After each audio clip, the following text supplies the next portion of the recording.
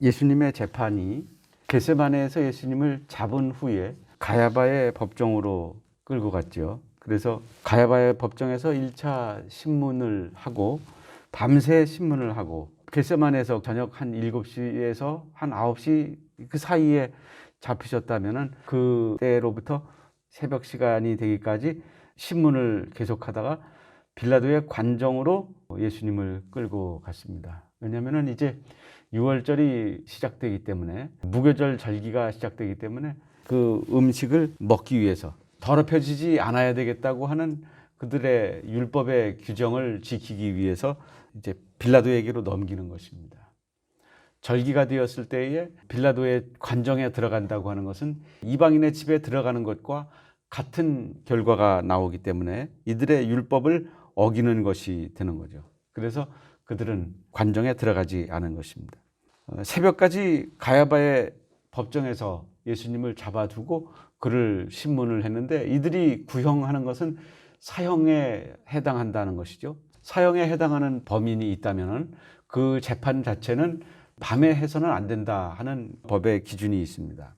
이들이 어긴 것은 그 법의 기준을 어긴 거. 두 번째 기준을 어긴 것은 신문 당일에는 선고가 불가하다는 것입니다.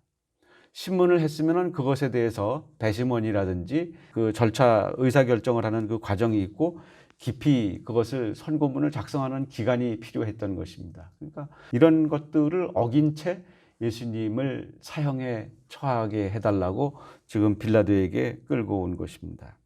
이때 그 6월절에 예루살렘에 모이는 사람들의 숫자가 크게 보는 사람들은 약 한 270만 명 정도 모였을 것이다 이렇게 봅니다. 그러니까 이거는 사실 그 1세기 당시에 로마의 인구가 100만 명이다 이렇게 보는데 예루살렘이라고 하는 그 소국의 수도에 270만 명이 과연 모일 수 있었을까? 이것에 대해서는 약간의 의문은 있었습니다만은 적어도 100만 명은 넘지 않았을까? 그렇게 추산할 수 있을 것 같습니다.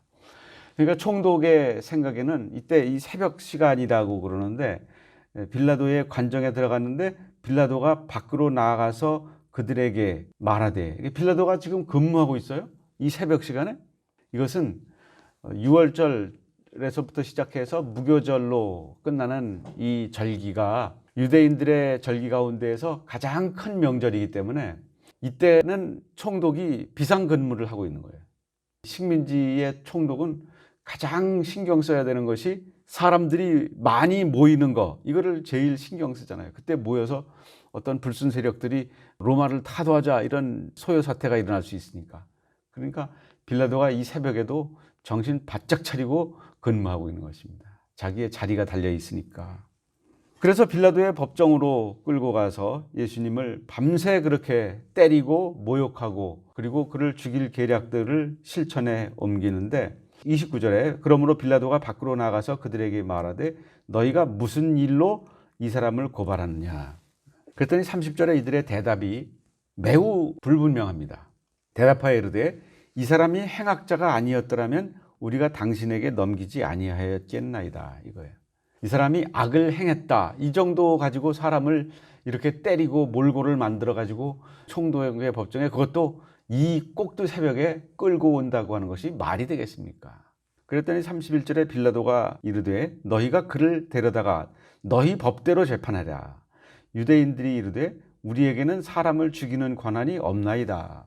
빌라도의 이 말에는 어떤 저의가 있는 것입니다. 이런 정치인들, 더군다나 이렇게 최고위에 있는 정치인들은 사실은 말 한마디 정도가 아니라 그 토시 하나, 억양 하나, 표정 하나에도 상당한 숨겨져 있는 의미들이 있습니다. 빌라도는 그것을 표면적으로 보면은 거절하는 것 같지요. 나는 이거 판결 안 할래. 너네들도 법이 있잖아. 그러니까 너희들 법대로 가서 너네 마음대로 판단해. 나는 이런 일에 관여하고 싶지 않아. 이렇게 말을 하는 것 같습니다. 그런데 유대인들의 말이 우리에게는 사람을 죽이는 권한이 없습니다. 그러니까 사람을 죽이려면 당신의 권한이 필요합니다. 이것이죠. 그러니까 이것은 빌라도가 의도했던 답변이 아니었을까 이렇게 볼 수도 있습니다. 빌라도는 정치적 감각이 매우 뛰어난 사람이고 교활한 사람이고 난폭한 사람이고 그런 와중에도 또 백성들의 인기를 좋아하는 사람이고, 뭐 정치인 중에서 대중의 인기를 싫어하는 사람이 어디 있겠습니까? 그러니까 그들의 관심은 그것이죠, 최종적으로는. 그래서 너희 법대로 재판하라고 말을 했지만 유대인들의 말이 우리에게는 사람을 죽이는 권한이 없습니다. 그렇게 하는 말을 듣고서 이 유대인들의 말은 사실은 아부의 말입니다. 빌라도와 사이가 좋지도 않으면서 피정복 국가의 정부의 수반이라고 할 수 있는 대제사장이 총독하고 사이가 좋을 리가 있습니까? 좋을 수가 없는 거죠. 이 사람과 이 사람은 권력이 반비례하는 것입니다. 이 사람의 힘이 커지면 이 사람은 존재감이 사라지는 거예요. 이게 반대가 될 수도 있는 거고요. 그런데 우리에게는 사람을 죽이는 권한이 없습니다. 당신이 힘이 필요합니다. 이렇게 대제사장들과 그 따르는 사람들이 말을 하고 있는 거예요. 그랬더니 빌라도는 내심 흐뭇해하는 거죠. 그렇지, 내가 아니면은 너희들이 무슨 법을 제대로 실현할 수 있겠어? 이런 흐뭇한 마음을 가졌을 거예요. 그런데 사도행전 7장 58절에 보면은 유대인들이 스데반을 죽이잖아요. 이게 지금 불과 몇 년의 시간의 차이가 있을 수 있을까? 아무리 길게 잡아도 글쎄 한 10년 정도 후에 일어난 일이라고 볼 수 있는데, 그들은 스데반을 사형에 처하잖아요. 그들 중에서 사울이라고 하는 사람이 그 일에 사실상에 있어서 감독자 역할을 하고 있잖아요. 나중에 그가 회심해서 바울이 되었습니다만은, 이것을 보면은 이들이 왜 이렇게 예수를 굳이 사형을 집행하는 데 있어서 자기네들이 죽이지 않고 빌라도에게 끌고 왔을까? 사실 스데반의 순교의 사건은 돌로 쳐 죽였다 그러잖아요. 그런데 그때는 어느 정도 우발적인 사고였다고 볼 수 있어요. 그리고 스데반이라고 하는 그 인물 자체가 예수님만큼 민중들의 지지를 한 몸에 받는 그런 사람은 아니었기 때문에, 사람들이 그를 스데반을 메시아로 착각할 정도는 아니었기 때문에, 스데반을 죽인다고 해도 그 파급 효과가 그렇게 크지 않을 것이 분명했기 때문에 그들은 스데반을 그렇게 죽였던 것인데, 사람을 죽이는 권한은 사실상 없었던 것이 맞습니다. 그런데 상황에 따라서는 그렇게 죽이는 일도 있었다 하는 것을 말하죠. 그런데 굳이 이 사람들이 예수님을 십자가에 처형해 달라고 이제 19장 16절에 가서 보면은 그 뜻을 성취해내고 마는데, 예수님을 십자가에 처형하는 이유가 있습니다. 그것은 예수님을 죽인 이후에도 이것이 하나님께 저주를 받아서 죽은 것이지, 우리가 죽인다고 그래서 메시아가 죽임을 당할 수 있겠어? 이렇게 뒤집어대기 위해서 그런 것입니다. 신명기 21장 23절에 나무에 달린 자마다 저주를 받은 자라는 말씀이 있어요. 그러니까 굳이 이들은 예수를 나무에 달아 죽여야 되겠다 하는 거예요. 그렇게 되고 나면은 나중에라도 민중들이 정신 차리고 나서 당신들이 예수를 죽였지 우리 예수님을 왜 죽였어? 라고 따지게 되면은 이 종교 지도자들이 궁지에 몰리잖아요. 그러니까 그때 가서는 신명기 21장 23절에 나무에 달린 자는 사람이 죽인 게 아니고 하나님께 저주를 받아 죽은 거라는 말씀이 있어. 그러니까 우리는 그럴 만한 능력이 없었고 다 하나님께서 그것을 그렇게 되게 하셨으니까 그런 거지, 우리가 죽인다고 해서 메시아를 어떻게 죽이겠어? 우리가 이렇게 둘러대려고 하는 것입니다. 그러니까 일종의 이것도 종교적 완전 범죄를 노리고 한 것이죠. 근데 참 예수님은 이 모든 상황을 다 알고 계셨다 하는 것을 마태복음 20장 18절 말씀에 보면은, 예수님께서는 벌써 상당 시간 전부터 이런 일을 당하실 것을 예언하셨습니다.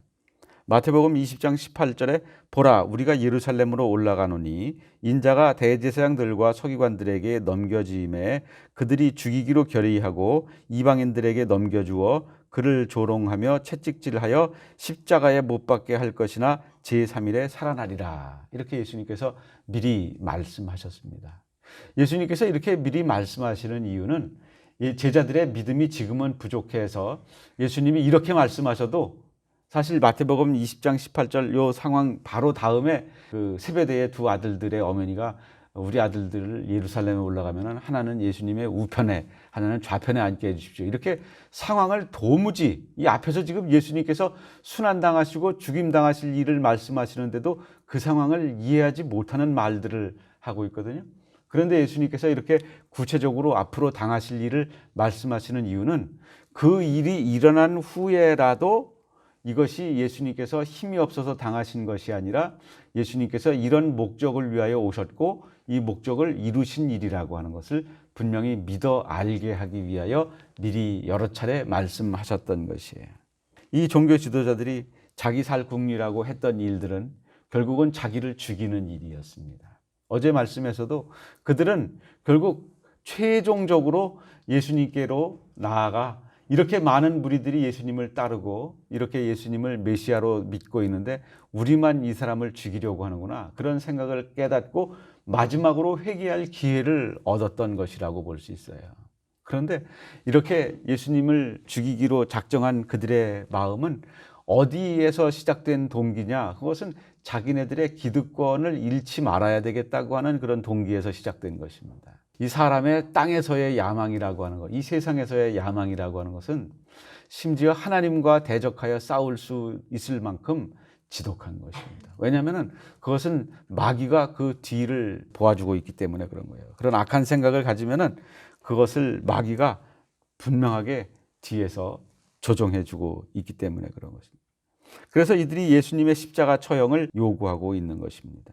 그래서 고린도전서 1장 21절 말씀에 보면은 유대인은 표적을 구하고 헬라인은 지혜를 찾으나 우리는 십자가에 못 박힌 그리스도를 전하니 그것이 유대인에게는 거리끼는 것이라고 말씀해요. 유대인들은 십자가 그러면은 그게 거리껴. 아니 메시아가 왜 십자가에 달려 죽어? 왜냐하면 그들은 신명기 21장 23절 말씀을 믿고 있기 때문에 나무에 달린 자마다 저주를 받은 자다. 근데 십자가에 달린 예수가 구원자라고, 그가 메시아라고, 그러니까 헬라인들이 들으면은 신이 왜 죽어? 신은 죽을 수 없어. 죽었다면 그건 신이 아니야. 이런 식으로 말하는 거고, 유대인들은 메시아가 왜 하나님의 저주를 받아서 죽었을까? 그러니까 그건 메시아가 아니지. 그렇게 생각하는 거예요. 자기의 신학의 우물에 빠져 죽게 되는 것이죠. 그래서 이방인에게는 미련한 것이로되 오직 부르심을 받은 자들에게는 유대인이나 헬라인이나 그리스도는 하나님의 능력이요 하나님의 지혜니라. 이 얼마나 하나님의 놀라운 지혜이냐라고 탄복하고 있는 것입니다. 갈라디아서 3장 11절 말씀에 보면은 그리스도께서 우리를 위하여 저주를 받은 바 되사 율법의 저주에서 우리를 속량하셨으니 기록된 바 나무에 달린 자마다 저주 아래 있는 자라 하셨습니다. 이게 신명기 21장 말씀을 인용하여 바울이 쓴 말입니다. 그러니까 십자가는 유대인들의 신앙의 체계 속에서는 하나님의 저주의 상징이라 이거죠. 그런데 하나님께서는 이 사람들에게 걸림돌이 되는 것 같은 이런 사태를 허용하셨고 유대인들이 그렇게 예수님을 빌라도에게 요구해서 십자가에 달아 죽게 하시고 이것이 이미 하나님께서는 예수 그리스도에게 모든 저주와 진노를 쏟으실 것을, 그렇게 하여 모든 아담의 후손들이 죄에서 해방될 수 있도록 누구도 다시는 자기 죄로 인하여 지옥에 가지 않고 예수 그리스도를 믿기만 하면은 그 저주와 죄를 이미 하나님께서 다 쏟으셨고 해소하셨기 때문에 예수님을 믿기만 하면은 더 이상 저주의 대상이 되지 않고 지옥에 가지 않아도 되는 그런 새로운 구원의 하나님의 자녀의 지위를 예비해 놓으셨던 것을 우리는 분명히 이 십자가의 사건을 통하여 알고 믿어야 할 것입니다. 예수님은 대속의 제물로 죽임을 당하셨기 때문에 실제로 대제사장들은 그것을 쇼로 예수를 그렇게 억울하게 몰아서 이방인의 손을 빌어서 죄인으로 만들려고 했지만 하나님께서는 실제로 예수 그리스도를 희생제물로 대속제물로 삼아 그에게 모든 저주와 진노를 쏟고 그리고 다른 모든 인간을 구원할 계획을 가지고 계셨던 것입니다. 그것에 대하여 이사야 53장 5절은 말씀하기를 그가 찔림은 우리의 허물 때문이요 그가 상함은 우리의 죄악 때문이라. 그가 징계를 받음으로 우리는 평화를 누리고 그가 채찍에 맞음으로 우리는 나음을 받았도다. 여호와께서는 우리 모두의 죄악을 그에게 담당시키셨도다. 이것이 예수님이 태어나시기 700년 전에 기록된 인류 구원의 하나님의 마스터 플랜에 대한 소개의 말씀이에요. 그러니까 예수님이 당하신 것은 찔림이요, 상함이요, 징계요, 채찍이에요. 예수님이 당하신 것은 우리 모두의 죄악이에요. 그런데 우리가 그것을 통해서 얻은 것은 우리의 허물이 사함을 받았고요. 우리의 죄악이 용서함을 받았고요. 그리고 하나님과 원수되었던 것이 평화가 회복되었고요. 우리의 질병이 나음을 얻었던 것입니다. 대제사장들은 하나님의 그 크신 계획을 알 수가 없었죠. 그런데 하나님께서는 그들의 잔꾀가 이루어지는 것 같았지만 결국은 더 크신 하나님의 계획이 이루어지는 것입니다. 그러나 그들은 결국 이 상황에서 하나님을 대적하여 행하고 있는 일들이죠. 즉 그들은 예수 그리스도, 즉 하나님의 아들을 십자가에 달아 죽이는 인간이 할 수 있는 가장 악한 일을 저지르고 말았던 것입니다. 종교 지도자들은 예수를 죽이고 후환이 없도록 율법을 깊이 연구해서 묘수풀이같이 이렇게 하면 완전 외통이 되겠지, 그러면서 예수님을 이렇게 자기들의 손도 대지 않고 이방인 총독의 손을 빌어 죽이게 되었지만 그것은 자기들의 뜻이 이루어진 것이 아니라 더 크게 보면 하나님의 뜻이 이루어진 것이고 자기들은 공연히 악한 역할을 하고 말았던 것입니다. 그들은 자기들이 가지고 있었던 율법 지식을 가지고 사람을 살리지는 못하면서 사람을 죽이는 데는 깊이 연구해서 그것을 가지고 심지어 예수 그리스도를 죽이게까지 되었던 것입니다. 오늘날에도 그 좋은 과학기술들이 좋은 목적으로도 쓰일 수 있지만 사람을 집단 살상하는 일에도 쓰임을 받을 수 있잖아요. 그것처럼 이들이 가지고 있었던 율법의 지식은 사람을 살리는 데는 전혀 쓰임을 받지 못하고 오직 예수 그리스도를 죽이고 다른 모든 백성들을 우매한 대로 이끌어가는 데 쓰임을 받았던 것입니다.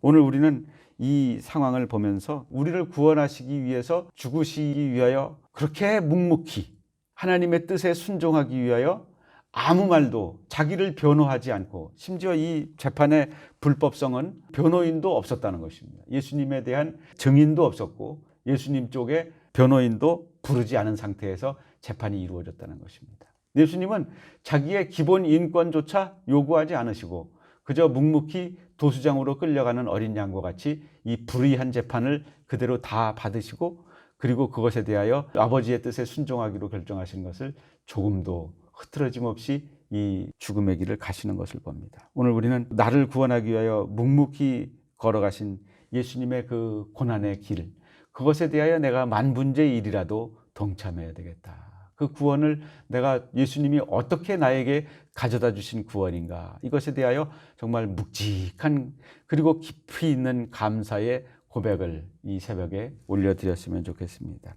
그리고 우리가 가지고 있는 그 작은 지식이지만, 작은 능력이지만 이런 지식과 능력을 가지고, 그런 지혜를 가지고 사람들 골리고 사람들을 죽이고 사람들을 이용해 먹는 데 쓰는 것이 아니라 하나님의 뜻에 따라 사람을 살리는 일에 나의 재물과 나의 지혜와 능력을 온전히 사용하게 하옵소서. 우리가 많은 지식과 지혜를 추구하지만 그것을 왜 얻으려고 하느냐? 그것을 가지고 자기의 힘을 삼고자 하는 자는 그것의 혜택을 보지 못할 것이지만 하나님께로부터 받은 지혜와 더군다나 말씀의 지식과 지혜와 세상에서 하나님이 주신 그 능력과 부를 가지고 사람을 살리는 일에 쓰임받게 하옵소서. 우리는 이 대제사장들을 반면교사로 삼아 그러한 교훈을 얻었으면 좋겠습니다. 기도하겠습니다. 하나님 아버지 감사합니다.